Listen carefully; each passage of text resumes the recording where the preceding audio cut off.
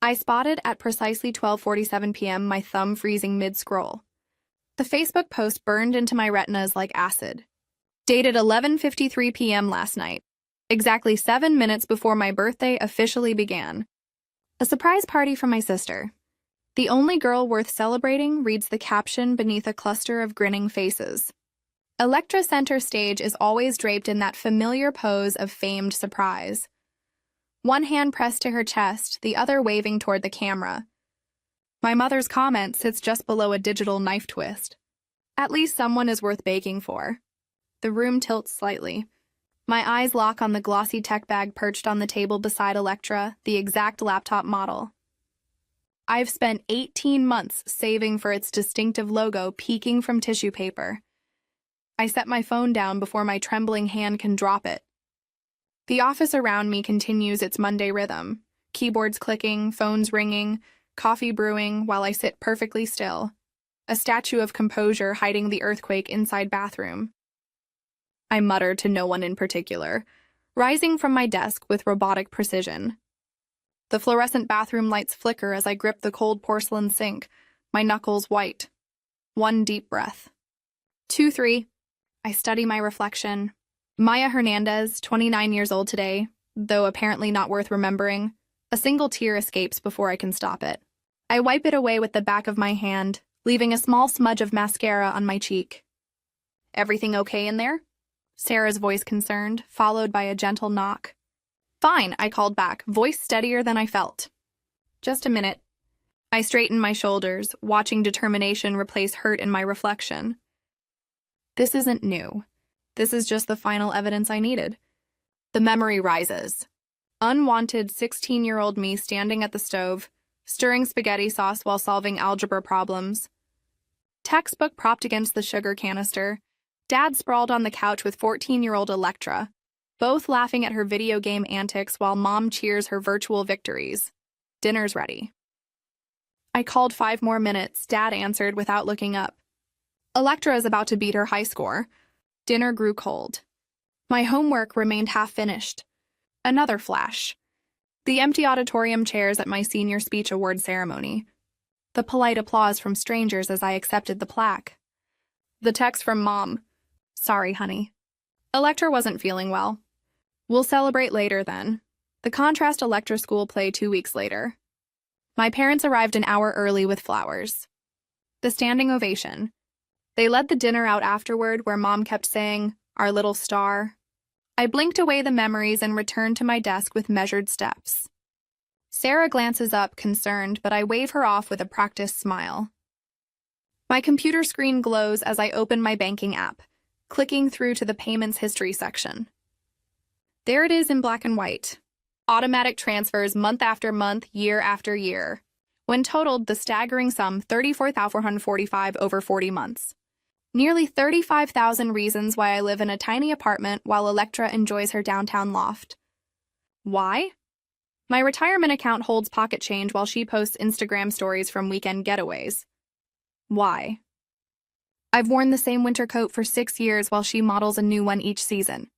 My gaze lands on the small orange bear keychain hanging from my monitor, the only gift Elektra ever gave me.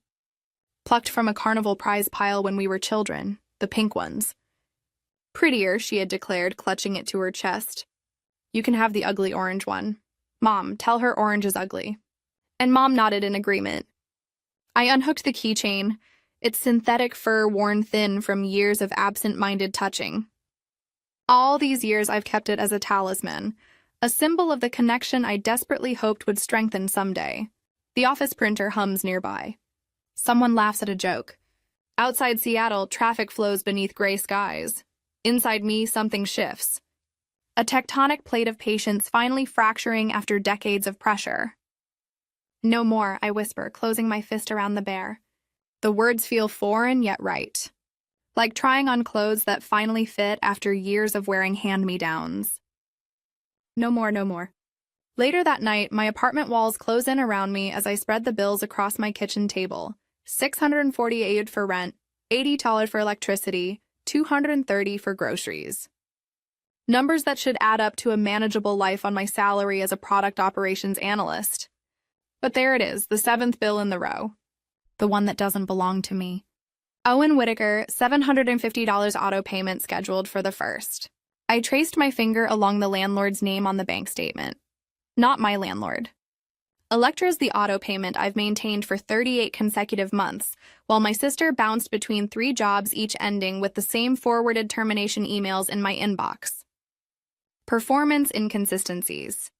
The most recent one read excessive absences, words that should have consequences but somehow never do. Not for Electra. My phone pings with a voicemail notification. Dad, Mia, honey? Victor's voice fills my tiny living room. That familiar coaxing tone he reserves for asking favors. Need about $700 for a special plan this weekend. Nothing serious. Call me back when you get a chance. Not if I can help. When I can help? The assumption is so deeply embedded. It doesn't require questioning. I opened my travel fund app. The balance reads $178.43. The Greece trip I've pictured since college remains digital brochures and saved articles. My retirement account shows $4,282. Pathetic for 29 years of age. According to every financial advisor ever born, the math is simple.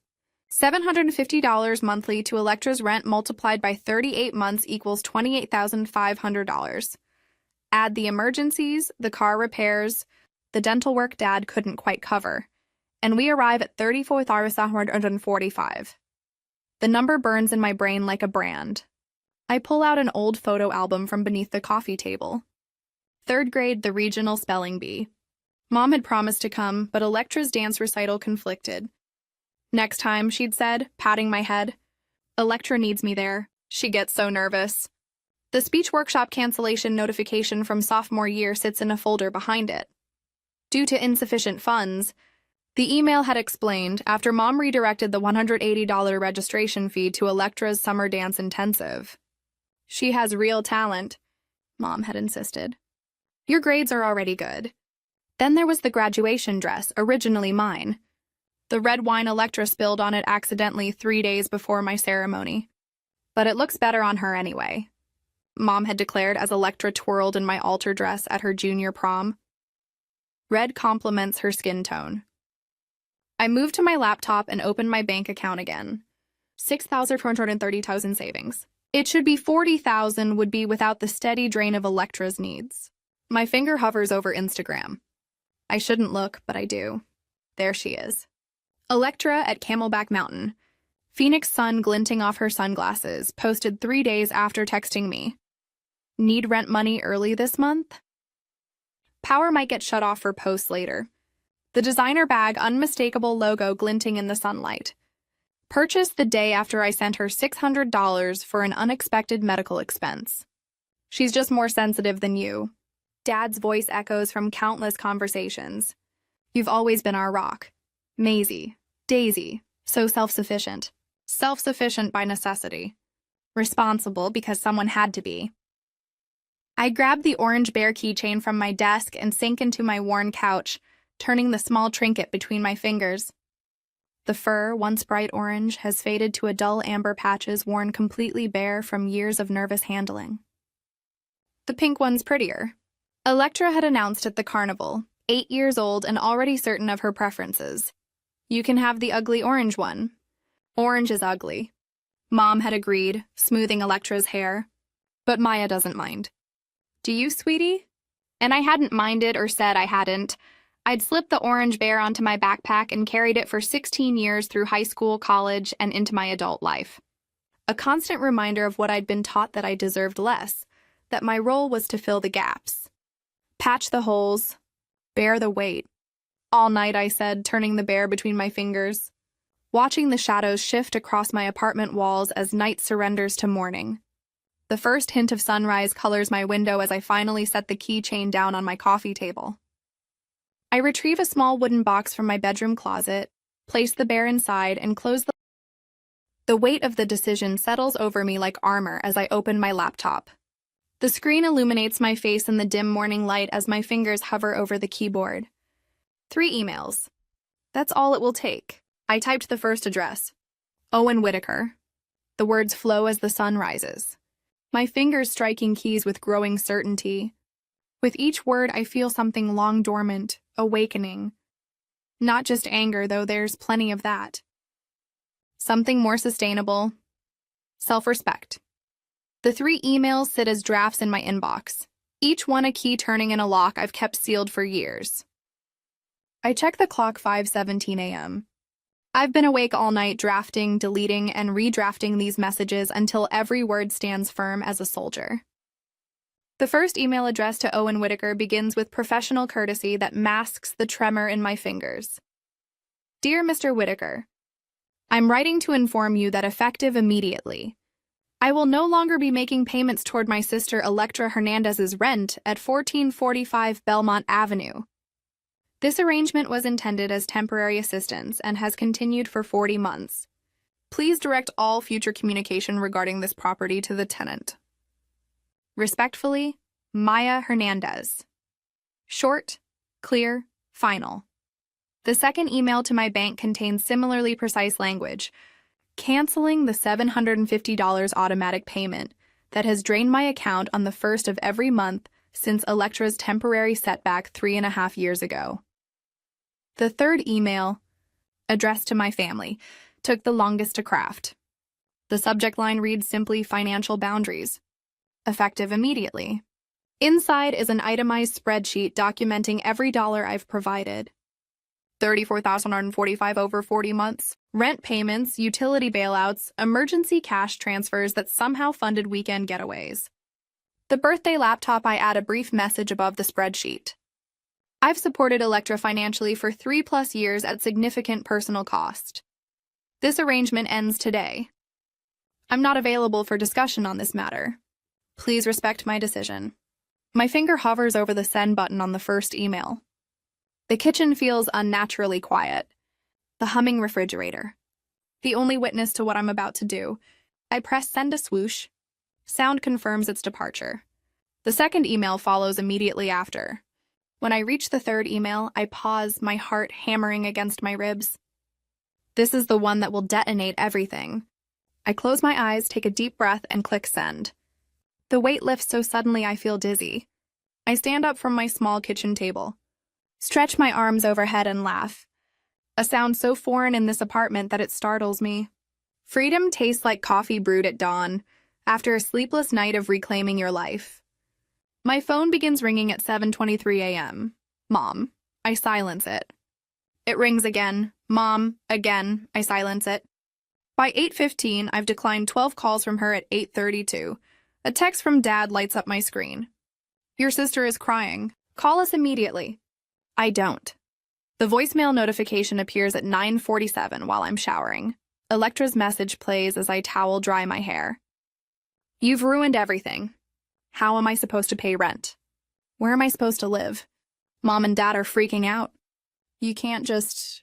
Her voice cracks with rage. You selfish bitch. After everything we've done for you, I delete the message. Halfway through, a small smile playing on my lips. Everything they've done for me. The irony would be funny if it weren't so painful. By noon, the family group chat explodes. Aunts, uncles, cousins, most of whom haven't bothered to acknowledge my existence in years, suddenly have opinions about my abandonment of family duties. Uncle Robert. Family helps family, period. Aunt Teresa. Your sister needs support right now. Cousin Derek. Wow. Cold. I mute the chat and head to work, walking taller than I have in years. The surprise awaits me at my desk. A hand-drawn birthday card signed by the entire department and a single chocolate cupcake with a candle. Sarah from the desk beside mine smiles sheepishly. We remembered it was your birthday yesterday. Sorry, it's late. My throat tightens. I don't tell them it's the first birthday acknowledgement I've received this year. My phone pings with a text from my cousin Tamsin. I just heard about your email.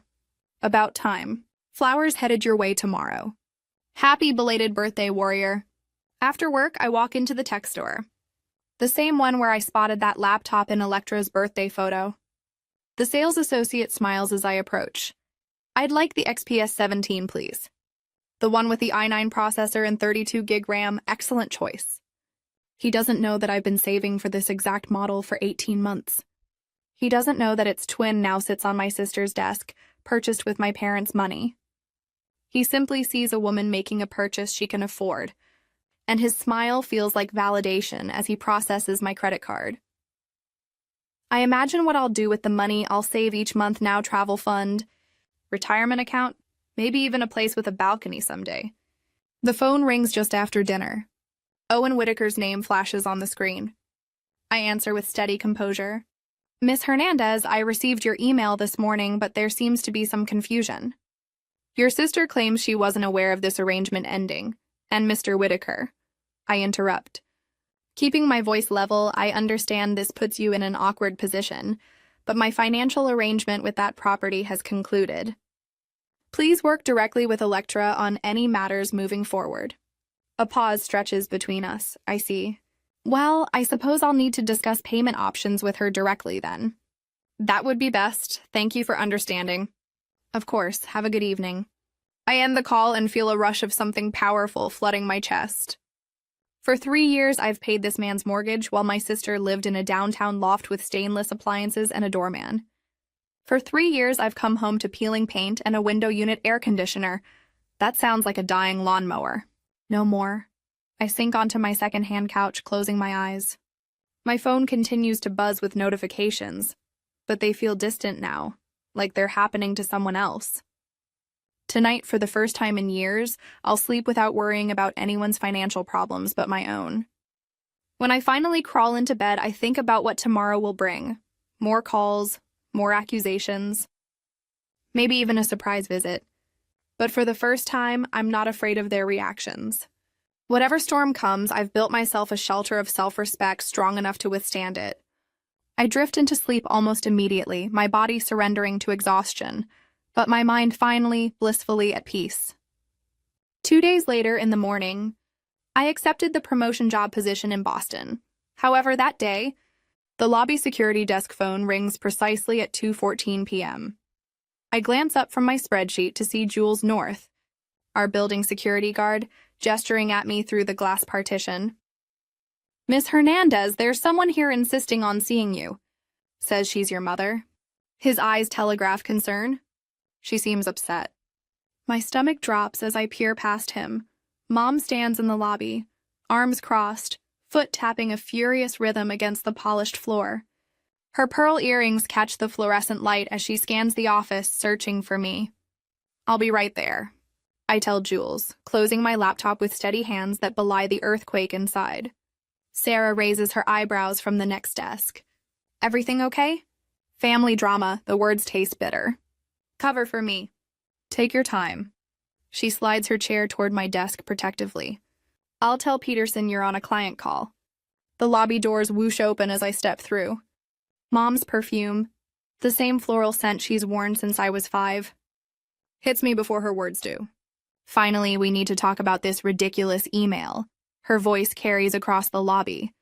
2 receptionists pretend not to notice while typing faster. I'm at work, Mom. I guide her toward the side door. We can discuss this after 5. Jules watches us, hand hovering near his desk phone.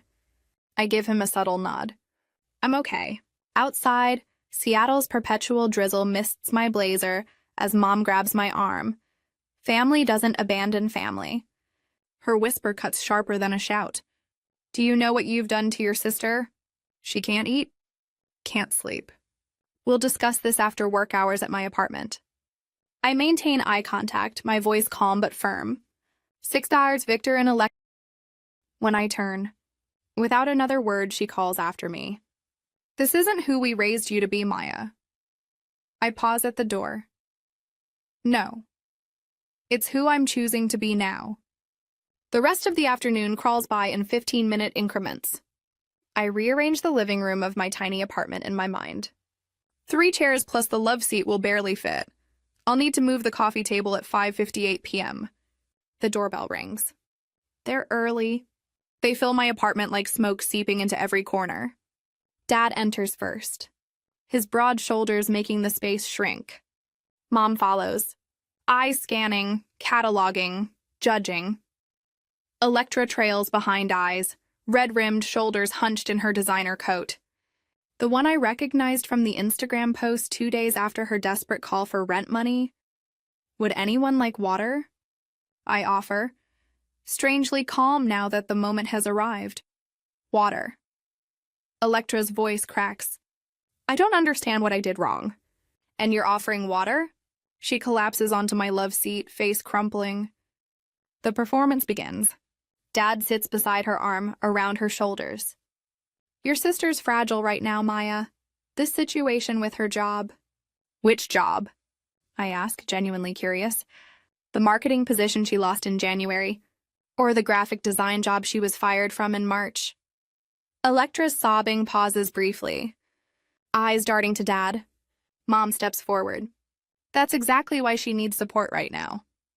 Until she stabilizes 4 jobs in 2 years is an instability, Mom. It's a pattern. I move to my desk in the corner, opening my laptop. The projector I borrowed from work comes to life, casting a blue glow on my bare wall. What are you doing? Mom demands, providing context. I click through to my organized files. This is Electra's termination email from WebTeam Creative. The text fills the wall.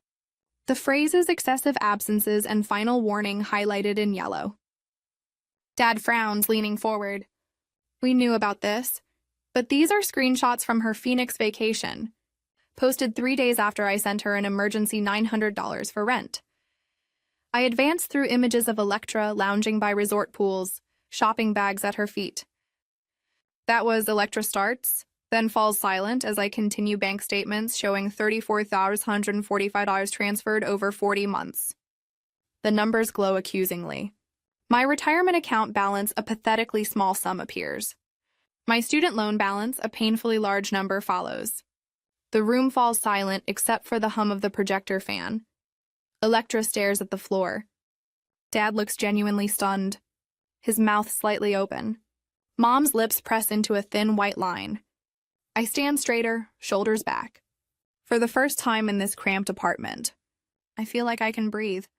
I'm not asking for permission, I say quietly. I'm informing you of my decision. The payments have stopped permanently. Electra's head snaps up. But how am I supposed to? The same way other adults do. I reply, work, budget, make choices. Dad clears his throat. Maya, I didn't realize the extent of I've accepted a promotion, I continued. Senior operations lead in Boston. Boston, Electra whispers, genuine shock, breaking through her facade. For once, her surprise doesn't seem performed. I leave in 4 weeks, Mom steps forward. You can't just, I can. 2 simple words, but they hang in the air with newfound weight. Dad's arm drops from Electra's shoulder. He studies the financial figures still projected on my wall, then looks at me.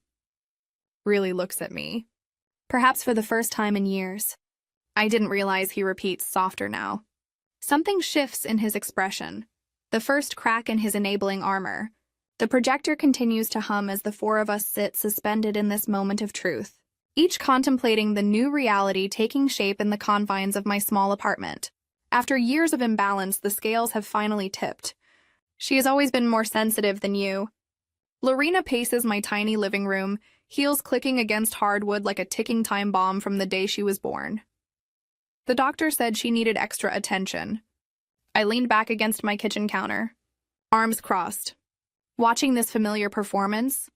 The script hasn't changed in 29 years. Only now I can see it for what it is. Electra has special challenges, Lorena continues, voice rising to that practiced pitch of maternal martyrdom. You've always been so capable. She makes the words sound like an accusation. Victor shifts uncomfortably on my second-hand couch. Glancing between us, Electra sits beside him. Mascara strategically smeared, tissues clutched in a white-knuckled fist. We're not asking for much, Lorena says, stopping to fix me with a look that once would have made me reach for my checkbook. Just continue the payments until she stabilizes. Another 6 months, maybe a year, and then what? My voice comes out steadier than I feel. Another year after that. And another. You're choosing money over blood. Lorena's eyes narrow. Is that laptop really worth destroying your family? The laugh escapes before I can stop it. Short, sharp, and utterly without humor. This isn't about a laptop. This is about $34,000 and years of being treated like an ATM with legs. That's not fair. Victor interjects weakly. No, it wasn't fair, I agree. Looking directly at him, it wasn't fair. When you missed my college graduation because Electra had a cold. It wasn't fair when I worked 2 jobs while she found herself on my dime. And it certainly wasn't fair when you all forgot my birthday, but threw her a surprise party 7 minutes before midnight.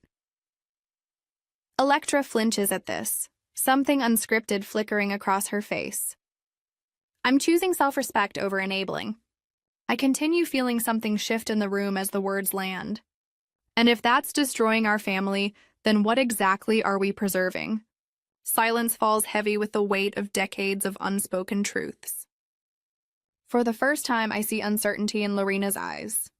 Her mouth opens, closes. No ready response available in her arsenal of manipulation. Victor stares at the floor, shoulders slumped. Then something unexpected happens. Electra's breathing changes, becoming ragged and uneven.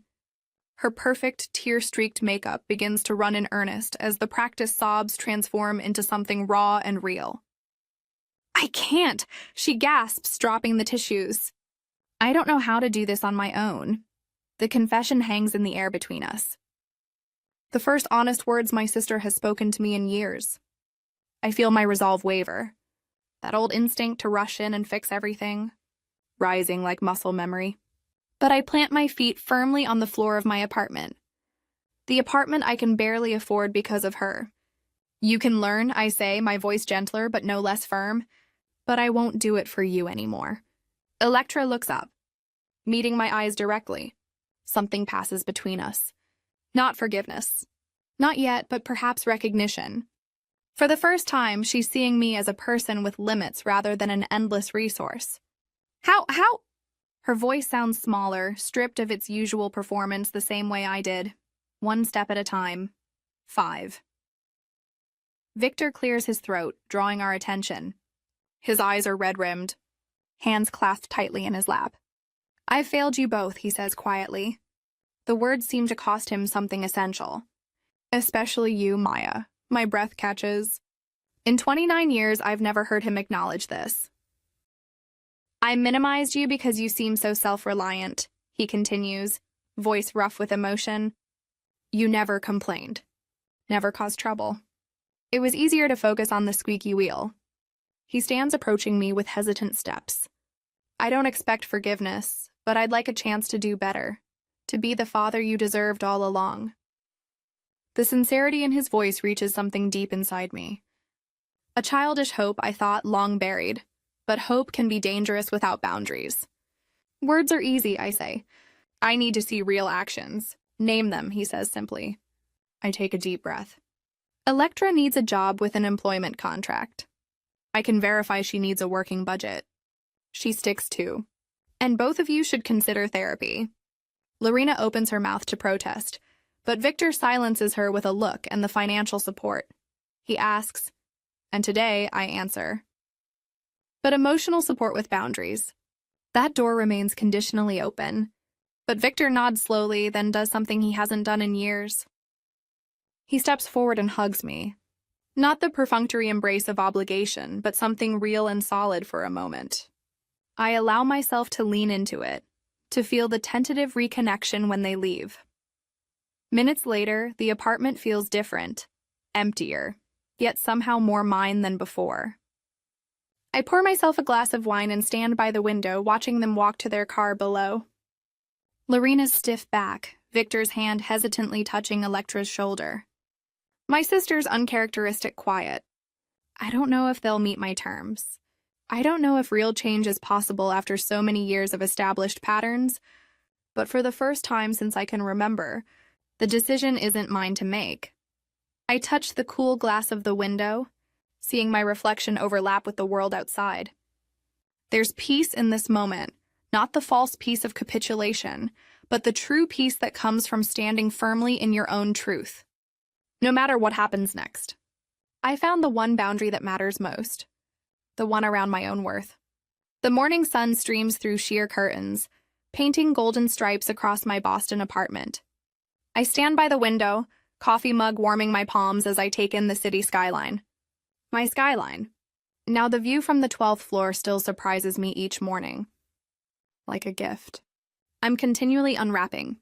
1 year I whispered to my reflection in the window glass. 1 year since I closed my hand around that worn orange bear keychain and whispered no more. My phone buzzes on the counter. Tamsin just landed.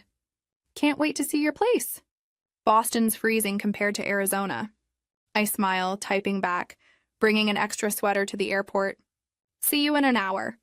The apartment feels different today, adorned with modest decorations for my 30th birthday celebration. Simple white fairy lights drape across bookshelves. Fresh flowers. My own choice, not an obligation or afterthought. Bright in the dining table. A small cake from the bakery down the street. Waits in the refrigerator. This birthday. My choice, my terms. I opened the wooden keepsake box on my desk. The one that holds the orange bear keychain. What once symbolized exclusion now represents the moment I chose myself. I run my finger over its worn fur before closing the lid. Dr. Calloway would be proud. During yesterday's therapy session, she noted how my posture has changed. Shoulders back. Chin lifted, voice steady. You've reclaimed your space in the world, she said. Not just the physical space of this new city, but the emotional space you deserve. The chime of my laptop interrupts my thoughts. Dad's video call. Happy birthday, Maya, he says when I answer, his smile tentative but genuine. The background shows his familiar living room, but something's different. He's sitting at the desk he finally assembled after years of promising to do it. Thanks, Dad. I got your card right. I sent it last week, I did. The bookstore gift card was perfect. He nods, relief visible. Listen, I want you to know I'm proud of you. The promotion, the move, everything. The words hang between us. Unfamiliar but welcome. 2 visits in the past year have begun rebuilding what was broken. One careful conversation at a time. How's Electra doing? I ask for months at the pharmacy. Now. Her manager says she hasn't missed a shift. His voice carries surprise rather than the automatic defense it once held. She's finishing those bookkeeping classes next month. That's good to hear. We talked for 15 more minutes before saying goodbye. Not the marathon problem-solving sessions of before, but something healthier. When I end the call, I notice Mom's brief text wishing me happy birthday. The message is neither warm nor cold. Just acknowledging it's enough. My doorbell rings at noon, Emma and Rachel arriving early to help set up for the small gathering. Friends who know my history but don't define me by it. Friends who value boundaries. The birthday girl, Emma announces, handing me a gift bag while Rachel carries in a bottle of wine. We're laughing in the kitchen when my phone pings with an email notification. Electra's name appears in my inbox for the first time in months. The subject line reads, Your Day. I hesitate before opening it, excusing myself to the bedroom for a moment of privacy. The message is short. Happy birthday, Maya. I've been thinking about last year and all the years before I took advantage of your love, because it was easier than standing on my own. I'm trying to do better now. Enjoy your day, not a full apology, but acknowledgement. Progress. I type a response, encouraging her efforts while maintaining the boundaries that have allowed us both to grow. When I return to my friends, I'm smiling. Later, as Tamsin helps arrange appetizers and we wait for the other guests, I catch a glimpse of myself in the hallway mirror. I'm 30 years old today, smaller and family perhaps, but richer in peace. The woman looking back at me stands tall, no longer bearing the weight of others' responsibilities. This birthday, I am the one worth celebrating.